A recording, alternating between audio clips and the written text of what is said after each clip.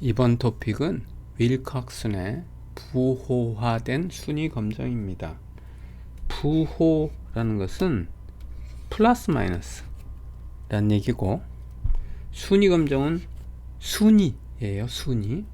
자, 부호 검정을 우리가 한 적이 있는데, 그건 언제 했냐면 제 13장 토픽 2와 3에서 했고요.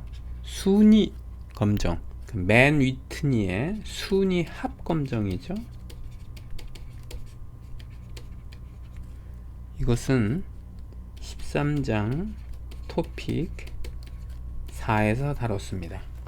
그러니까 윌컥슨의 부호화된 순위 검정이라는 게 부호도 있고 순위합도 있다는 뜻입니다. 자, 예를 가지고 시작을 해보도록 하겠습니다. 이 토의 예제를 보겠습니다. 이 토의 예제는 13장 토픽 2에 있는 토의 예제예요. 이 사항은 간단히 설명드리면 이렇습니다. 기존 약이 있는데요. 기존 약의 효과 시간이 환자 1, 2, 3, 4, 5, 6, 7을 대상으로 조사해보니까 이렇게 나왔고, 신약을 개발했어요. 신약을 개발했더니 환자 1과 2, 3, 4, 5, 6, 7에 이렇게 나왔습니다. 이건 효과 시간이라, 예를 들면 진통제를 먹었으면 얼마나 빨리, 몇 분 후에 그 효과가 나타나는지를 나타낸 거예요. 이때 토픽 2에서 질문이 뭐였냐 하면, 신약으로 효과를 본 사람의 수가 더 많은가 적은가를 물어봤어요. 그 전에 8장 또는 9장에서 할 때는 이런 걸 했었죠. 신약과 기존 약이 있는데 어느 게 더 효과가 좋은가 했을 때, 즉 뮤 신약, 이를 신약이라고 하고요. 기존 약은 뮤2라고 하면 뮤1과 뮤2 어느 게 더 좋은가를 파악하기 위해서 표본에서 x1바를 구하고 이쪽 표본에서 x2바를 구한 다음에 이것을 비교했습니다. 즉 x1바와 x2바를 비교했습니다. 그러나 13장 토픽 2에서는요, 요거죠. 신약의 효과 시간이 더 긴 경우에 환자 수에 대해서 검정을 했습니다. 자, 이 수에서 하다 보니까 수만 보니까 하나의 문제점이 있어요. 그 문제점이 어떤 문제점인지 여기서 보겠습니다. 토의 예제에서 신약과 기존 약 중 어느 약이 더 많은 사람에게, 많은 수에죠, 효과 시간이 긴지를 분석하였습니다. 신약의 효과 시간이 기존 약에 비해 길면 플러스를, 짧으면 마이너스를 부여하고 이들 부호의 개수를 비교했습니다. 부호의 개수를 비교했습니다. 근데 이 방법은 장점이 있지만 단점이 있어요. 그 단점이 뭐냐면 이겁니다. 이 방법은 효과 시간의 차이를 전혀 고려하고 있지 않다는 단점이 있습니다. 예를 들어 환자 1은 신약의 효과 시간 0.5시간, 환자 3은 신약의 효과 시간이 4시간 더 길지만, 무슨 뜻이냐면 여기에서 여기를 빼니까 0.5시간이고요 환자 3은 10에서 6을 빼니까 4시간입니다 0.5시간, 4시간 더 길지만 똑같이 플러스로만 되어 있을 뿐입니다. 즉 차이의 크기가 전혀 반영되어 있지 않습니다. 그럼 어떤 생각을 우리가 할 수 있냐면, 차이가 크면 그 차이의 크기를 좀 반영하자는 거예요. 차이의 크기를 반영하는데 뭐로 하냐면 순위를 가지고 반영하자는 거예요. 차이의 크기를 차이 그 자체를 크기를 하는 것이 아니라 순위를 가지고 할 거예요. 그것이 윌콕슨의 부호화된 순위 검정입니다. 이 경우 환자 3에게 환자 1보다 더 큰 가중치를 부여한다면 효과 시간의 차이를 어느 정도 반영할 수 있다 했습니다. 가중치는 뭐냐면 여기 예를 들면 4시간 대 0.5시간의 가중치를 다르게 줘야 되잖아요. 그 뜻이고요.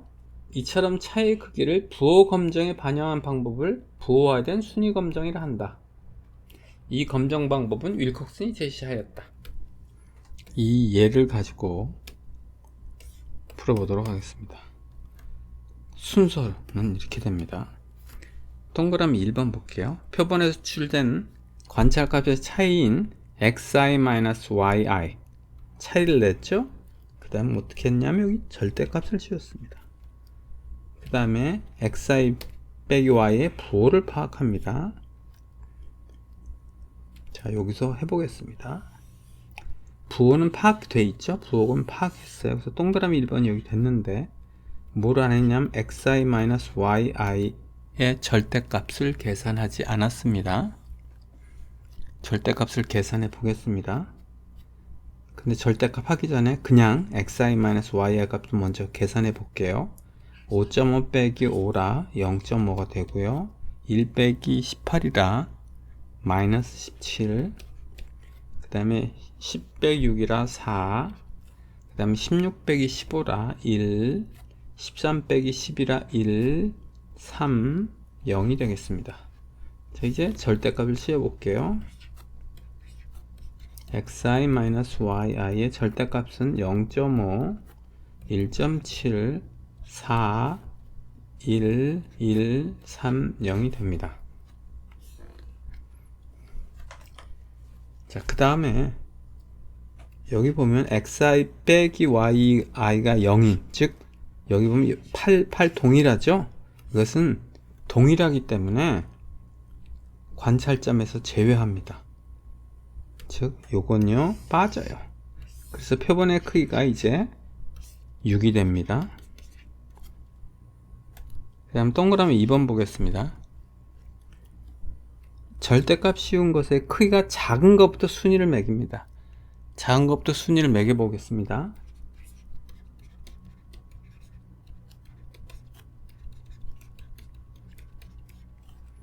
제일 작은 게요, 요거 빠지고 제일 작은 거 0.5네요 그래서 1, 그 다음에 여기 보니까 1, 1 두 개예요. 그러니까 2등과 3등이죠.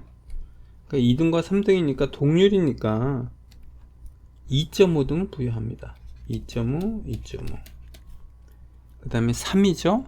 3은 4등, 5등. 그리고 여기 제가 잘못했는데 마이너스 1.7이 아니라 마이너스 17입니다. 그래서 6등이 됩니다. 칸이 작아서 이렇게 조금 순서 없이 했습니다. 이해해 주시기 바랍니다. 자, 여기를 볼게요.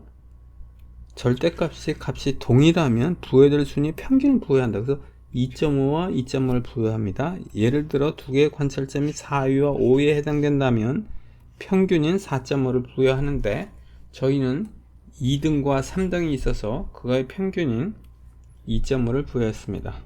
자, 이제 동그라미 3번을 보겠습니다. 동그라미 3번. 부호가 플러스인 순위에는 순위 앞에 플러스를 붙이고 부호가 마이너스인 순위에는 순위 앞에 마이너스를 부여합니다. 그래서 첫 번째 0.5는 플러스니까 플러스 1이죠. 그 다음에 6등은요 마이너스가 있으니까 마이너스 6이고요 5는 플러스라 플러스 5, 2.5는 다 플러스라 플러스 2.5 플러스 2.5, 그 다음에 4는 플러스 4가 됩니다. 여기 그렇게 했었죠. 그 다음에 마지막으로 동그라미 4를 보겠습니다. 부호화된 순위를 합한 것이 검정 통계량이 된답니다. 그래서 요거를 다 합해요. 합하니까 9가 나왔습니다. 이것이 검정 통계량입니다. 자, 검정 통계량은 이 경우에 윌콕슨의 W를 따서 W라고 합니다. 이 토픽의 제목을 다시 보겠습니다. 부호화됐다는 것은 플러스 마이너스를 했다는 얘기고요. 순위 검정은 순위를 봤다는 얘기입니다. 부호화부터 보겠습니다. 부호는 플러스나 마이너스를 했는데 플러스가 많으면 많을수록 이 값이 최종 값이 플러스로 나오겠죠. 만약에 마이너스 값이 많이 나오면 마이너스 값이 나올 것이고요. 즉 플러스라는 것은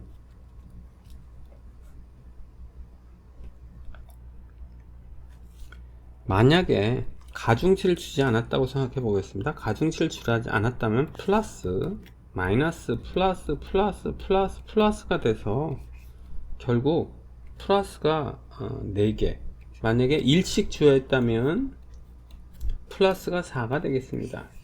그러니까 부호한 경우 보니까 플러스 4라는 게 효과 시간이 긴 경우가 4개나 된다는 뜻이죠. 근데 여기서 가중치가 있는 거예요. 어떤 가중치가 있는지 보면 이렇습니다. 자, 0.5, 0.5죠? 0.5는 차이가 거의 없으니까 가중치를 2를 줬어요. 반면에 1과 18을 보겠습니다. 그럼 차이가 얼마죠? 마이너스 17나 돼요. 0.5에 비해서 마이너스 17은 어마어마하게 크잖아요. 근데 가중치를 이 차이 자체를 준 게 아니라 순서로 준 거예요. 17에 대해서는 6만큼의 가중치를 두고 0.5만큼 차이에 대해서는 1만큼의 가중치를 준 거예요. 그래서 1을 여기 곱해져서 1이 나온 거고요. 6이 나온 건데 마이너스였기 때문에 마이너스 16이 된 겁니다. 자, 그래서 이렇게 되는 거네요. 부호를 찾는데 부호 플러스냐 마이너스 했는데 가중치를 준 것이고 그 가중치는 순위로 했다는 거예요. 제 9장에서의 방법은 순위로 가중치를 준 것이 아니라 이 차이 자체를 가중치를 줬다고 생각할 수 있습니다. 반면에 여기서는요, 순위를 가중치로 준 것입니다. 그렇게 비교할 수 있습니다. 이 표를 보겠습니다. 이 표를 보는 이유는요, W의 확률 분포를 보려고 하는 거예요. W의 분포를 볼 때 n이 3일 때, 즉 표본의 크기가 3일 때 W의 분포는 어떻게 될 것인가. 그 다음에 n이 크면 W의 분포가 어떻게 될 것인가를 보려고 합니다. n이 3일 때 xi 빼기 y의 부와 검정 통계량의 값을 보도록 하겠습니다. xi 빼기 y의 절대값인 거의 순위는 1, 2, 3일 수가 있겠죠?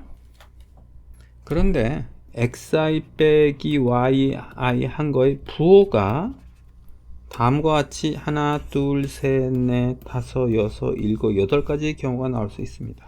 첫 번째 경우는 모두 다 플러스인 경우, 두 번째 경우는 마이너스 플러스 플러스인 경우, 세 번째 경우는 플러스 마이너스 플러스인 경우 등등등등 8가지 경우가 있습니다. 그 외에는 없겠죠? 자, 그럼 이제 순위, 부호화된 순위를 볼게요. 부호화된 순위라는 것은 부호가 있고요, 가중치를 준 거예요. 가중치는 순위로요. 그래서 플러스라, 여기 1이라 플러스 1이 되고요. 여기는 플러스고 2라 플러스 2가 되고, 이 경우는 3이고 플러스라 플러스 3이 됩니다. 다 합치면 플러스 6이 나옵니다.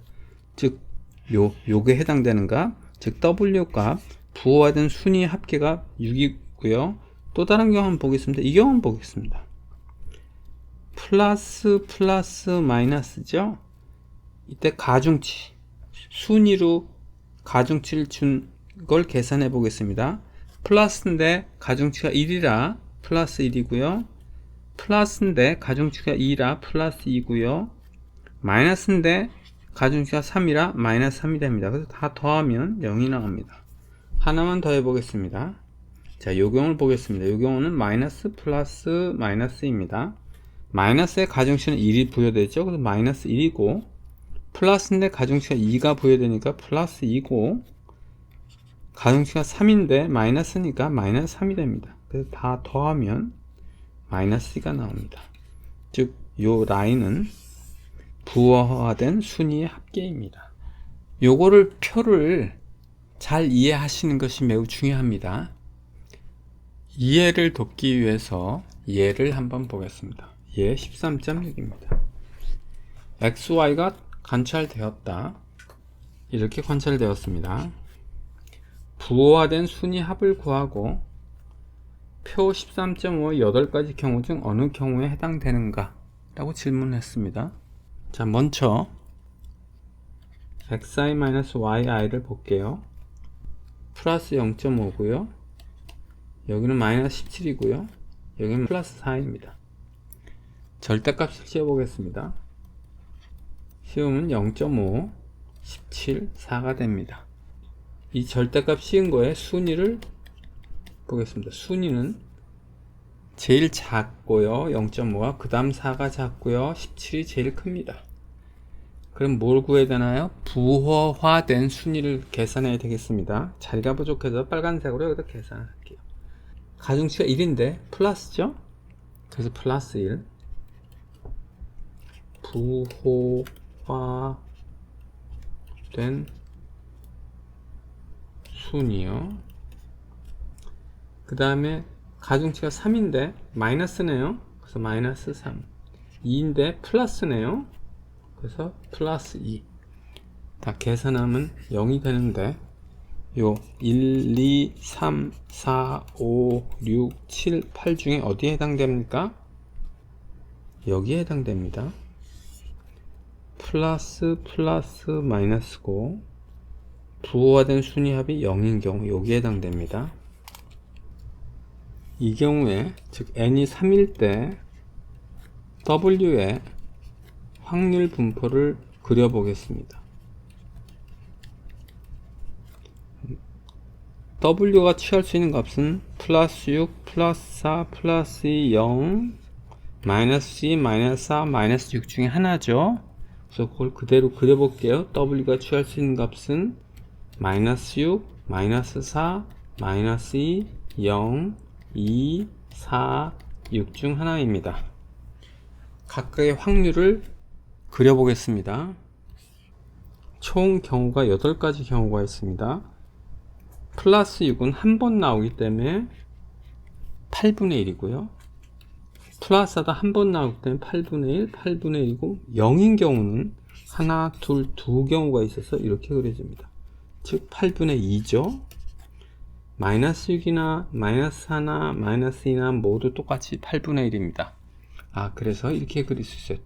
n이 3일 때는 w의 확률 분포가 이렇게 된다는 얘기입니다. 이번에는 n이 5일 때, n이 3일 때는요, w의 확률 분포가 이렇다면 n이 5일 때의 w의 확률 분포는 어떻게 될까? 이렇게 됩니다. 자, 여기서 n이 3일 때는 이렇게 생겼고요, n이 5일 때는 이렇게 생겼습니다. 그럼 n이 더 커지는 경우를 보겠습니다. 아주 크다면 어떻게 생겼을 것 같습니까? 자, 여기서 보면 분포가 이렇게 있다, 이렇게 되고, 여기는요, 이렇게 되고, 느낌이 어떻게 되냐 하면, n이 커지면요, 정규 분포랑 유사해질 것 같습니다.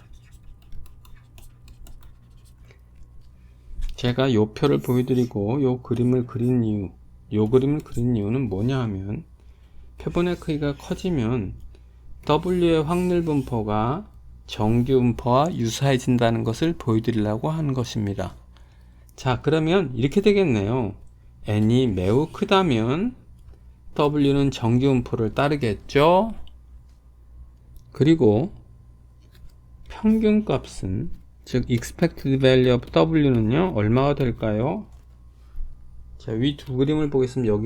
여기가 가운데점이죠. 즉 0이고요. 여기도 보면 여기가 가운데쯤 되지, 여기 0이네요. 따라서 W의 기대값은 0일 거고요.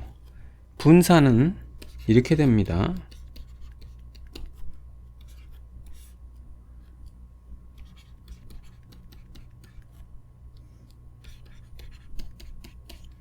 분산은 왜 이렇게 되는지는 설명드리지 않겠습니다.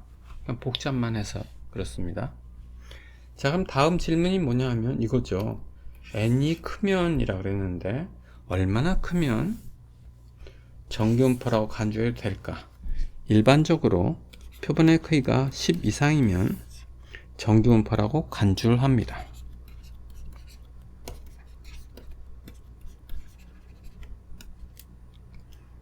명확하기 위해서 여기 깔끔한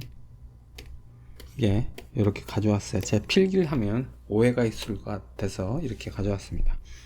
W를 부호화된 순위 합계를 할 때 기대값은 0이고요. 분산은 이렇게 됩니다.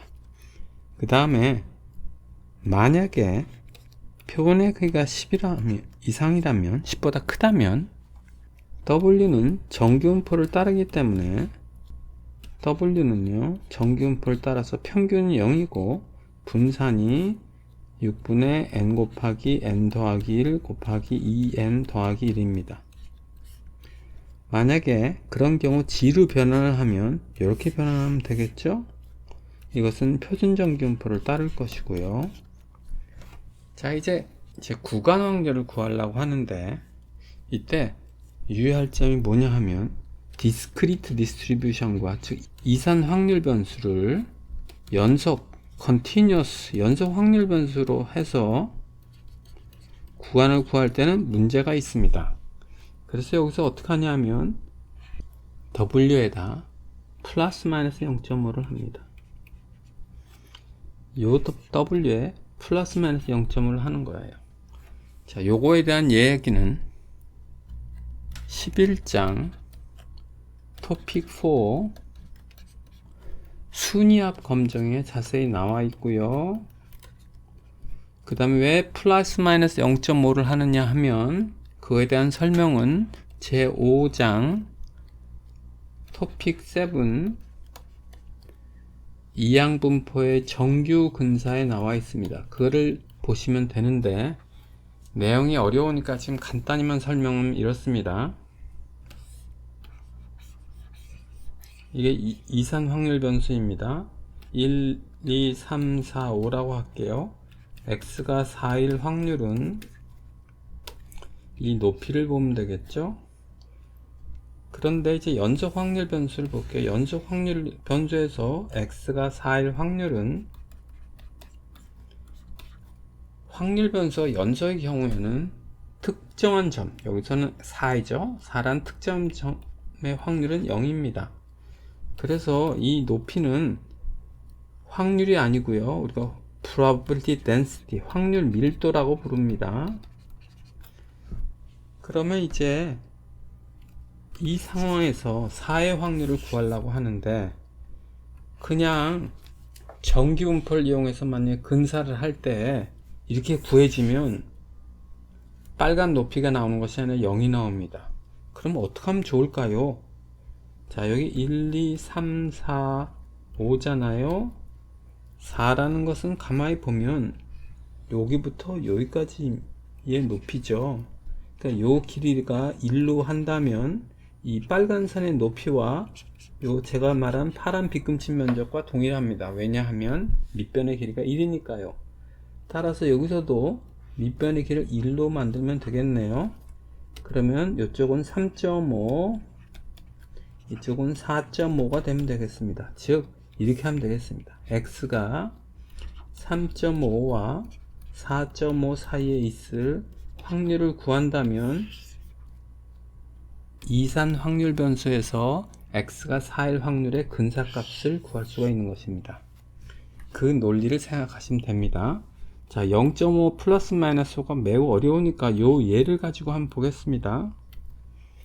자, 요 예에서 윌콕슨의 부호화된 순위 검정을 하려고 한다. 표본의 크기가 20일 때, 20이라고 한 이유는 표본의 크기가 10보다 크니까 W가 정기분포를 따릅니다 라는 뜻입니다. 부호화된 순위 합계가 마이너스 14와 30일 확률을 구하라고 했습니다. 그럼 어떻게 구하면 될까요? 그림으로 한번 해보겠습니다. 이렇게 이산의 경우 이렇게 있는데 여기가 마이너스 14고 여기가 30이라고 하겠습니다. 자, 만약 이산이라면 이렇게 구하면 되죠. x가 마이너스 14와 30 사이에 있을 확률은 x가 마이너스 14일 확률 더하기 x가 마이너스 13일 확률 쭉 더해서 x가 30일 확률까지 더해주면 됩니다. 그럼 연속에서는 어떻게 될까요? 이렇게 한다면, 연속이라면 특정한 점에서의 확률이 0이므로 요거 0이고요, 요거 0이고요, 요거 0입니다. 그럼 어떻게 하면 될까요? 자, 요 아이디어를 생각하면 되겠습니다. 그래서 14 옆을 좌측을 보니까 마이너스 14.5와 마이너스 13.5, 즉 요것은 W가 마이너스 14.5와 마이너스 13.5 사이에 있을 확률로 근사할 수 있고, 요것은 마이너스 13.5와 마이너스 12.5 사이 구간 확률로 근사할 수 있습니다. 따라서 이걸 쭉 하면 이렇게 되겠네요. W가 마이너스 14.5 이상이고, 자 여기 X가 30이죠. 이를 연소 확률 변수에서 구한다면 저 확률은 이렇게 됩니다. 마이너스 29. 죄송합니다. 29.5 이상 30.5 이하입니다. 따라서 여기서 마이너스 14.5부터 30.5까지의 구간 확률을 구한다면 이 근사치를 구할 수가 있습니다. 그렇게 이해하는 것이 요것을 플러스 마이너스 0.5 언제 플러스인지 언제 마이너스인지를 그대로 요것처럼 외우는 것보다는 훨씬 이해가 쉬울 거라고 생각해요. 예제를 한번 들어볼 건데 이 예제로는 들을 수가 없어요. 왜냐하면 여기 하나 빠지고요, 표본의 크기가 7이라 정기분포에 근사하지 않거든요. 표본의 크기가 10보다 커야 되지 않습니까? 그래서 요 예제는 들을 수 없고, 좀 복잡하지만 표본의 크기가 큰 경우를 들어서 예를 들어보도록 하겠습니다. 이 예제를 보겠습니다. 지금 표본의 크기가 16이에요. 근데 동률인 경우가 있기 때문에 그걸 빠지면 16보다는 적어지겠죠. 그러나 어쨌든 10보다는 큰 것은 거의 맞습니다. 자, 지금 토익 점수를 보는데요, before와 이건 after죠. 연수 후, 연수 전 before를 비교합니다. 직원 번호가 하나, 둘, 셋 짝짝 되어 있고요. 16만까지 있습니다. 총 16명에 대해서 어떤 영어 연수를 했는데 그 전과 후에 토익 점수를 보는 거예요. 그래서 연수 후에 점수가 좋아졌나? 를 보는 겁니다. 근데 뭐를 어떤 방식으로 할 거냐면 부호화된 순위 검정을 할 겁니다. 그리고 유의수는 5%에서 할 거고요. 이제 문제를 풀어보도록 하겠습니다. 자, 여기서 16명 거를 다 제가 하면 너무 힘드니까 몇 개만 할게요. 자, 첫 번째 직원, 두 번째 직원, 세 번째 직원만 보도록 하겠습니다. XI는 애프터의 점수입니다. 연수 후의 점수고요. YI는 before, 연수 전의 점수입니다. XI가 84고요. 연수 전에는 82점이고 직원 2는 34, 34입니다. 그 다음에 70, 76입니다. 자, 먼저 부호를 봐야 되겠습니다. 빼기 해서 부호를 보는 거예요. 즉 어디가 큰가를 보는 거예요. 그랬더니 부호가 플러스고 0이고 마이너스네요. 그 다음에 xi-yi의 절대값을 계산해 보겠습니다. 절대값은요 2고 0이고 6이죠. 자, 2는 빠집니다. 왜냐하면 34, 34니까. 그 다음에 뭘 계산해야 되면 이 절대값의 순위를 계산해야 합니다. 순위를 계산하는데 여기는 표본의 개수가 결국 둘밖에 없어서 계산할 수가 없겠죠. 근데 요것만 볼게요. 그러면 2와 6이 있으니까 2가 작고 6이 더 크니까 1, 2가 되겠습니다. 그 다음 부호화된 순위인데요, 자리가 없어서 대신 빨간 거로 하겠습니다. 부호화된 순위를 계산할 건데 1, 2가 가중치인데 플러스 마이너스라 플러스 1, 마이너스 2가 됩니다. 자, 이런 식으로 표를 만들면 되겠습니다. 그러나 표를 만들 때 아까 말씀드린 바와 같이 1, 2는 요 경우에만, 즉 표본이 2인 경우만 해당되기 때문에 요거는 다르게 나올 겁니다. 계산한 결과는 이렇게 나옵니다. 자, 여기서 없으면 뭐냐 하면 동률이라 빠지고요. 그래서 표본의 크기는 14가 됩니다. 즉 10보단 크니까 이 W 부호화된 순위의 합은 정기분포를 따른다고 간주할 수 있고요. 여기 합이 여기고 W 값은 21이 나왔습니다. 요거를 합한 것이 21이고 이 W 값을 보고 기무가설을 채택할지 기약할지 결정할 겁니다. 즉 이게 검정 통계량이에요. W가요. 그리고 그 검정 통계량의 값은 21입니다. 이제 정식적인 가설 검정을 해보도록 하겠습니다. 모든 가설 검정은 이 순서 1, 2, 3, 4, 5, 6의 순서를 따릅니다. 첫 번째 스텝 가설의 설정. 가설의 설정은요, 기무가설은 이렇게 돼요. 모집단에서 영어 연수로 토익 점수가 향상되지 않았다. 대립가설은요, 향상되었다. 글 말고 기호로 표시하기는 어렵습니다. 가설 검정을. 검정 통계량이 선정인데 검정 통계량은 W를 쓰는 겁니다. W가 정규분포를 따르므로 G를 사용할 수 있고 이 G는 표준정 규모를 따릅니다. 그리고 이때 유의할 점은 여기 플러스 마이너스 0.5가 있다는 거. 왜 그러냐?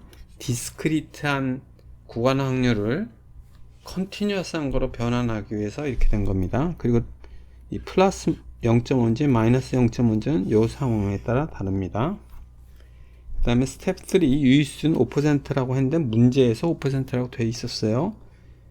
스텝 4 검정 규칙을 그림으로 표현해 보겠습니다. 이건 정규분포를 따르죠. 그래서 G가 정규분포를 따르는데 유의수준이 5%이므로 오른쪽 꼬리의 면적이 5%가 되도록 커트라인, 즉 임계치가 결정될 거고 그것은 그 임계치의 값은 플러스 1.64가 나옵니다.